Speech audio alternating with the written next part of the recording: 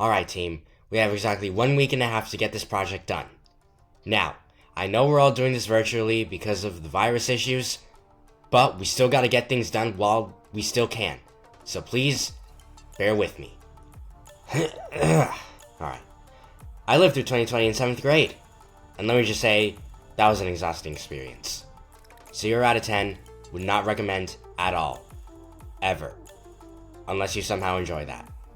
Anyways, that whole topic of living through 2020 is going to be another story. But for right now, I'm going to focus on one specific project I had that year. It's definitely not the most interesting, but it's definitely the most memorable. When I had to take music class for one marking period that year, we were given a project where we had to pick a country and write about their traditions and well-known instruments. Now, this was a group project, meaning everybody had to contribute in some way to the assignment. And honestly, I was just hoping that everybody would work on their part. However, the teacher also said we had to pick a captain for this project, where they would essentially make sure everybody did their part. And who do you think my group picked? It should totally be you. Yeah, totally. Sure. Yes, definitely. Of course. Absolutely. So I kind of had to take a day off to prepare myself for this whole experience of being a leader. But thanks to my dad, I was able to shape myself up and show my team how we were going to do things. So I decided we were going to write about Peru's instruments. And after doing some research on it, I told everybody what we were going to do. Alright everybody, so because this is a group project, I decided who was going to work on what parts. Now, I'm not going to say your actual names for this video, so I'm just going to come up with names that work the best for you. And I will also say what instruments you will be covering. Kathy, you will work on the ocarina. Didi, you will work on the piccolo. Anne, you will work on the pan flute. Mert, you will work on the mandolin. And Aid, you will work on the teni and the charango. And I'll work on the cajon. So is everybody in accordance with what we are doing?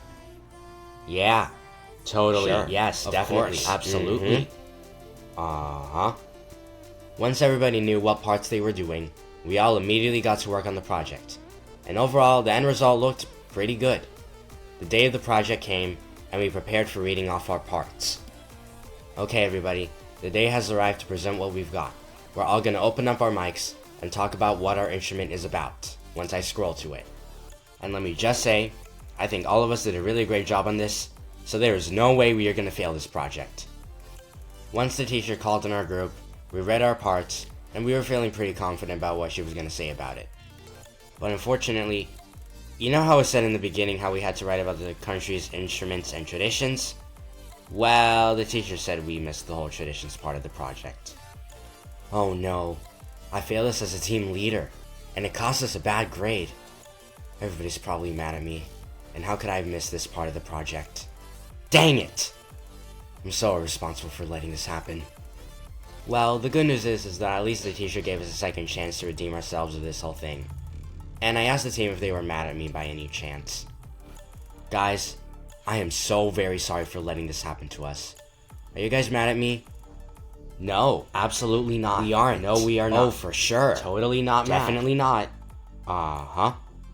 Well, since I had a relieving answer from my team, I quickly pulled up the topics for the traditions we still had to cover and told them what our next plan would be.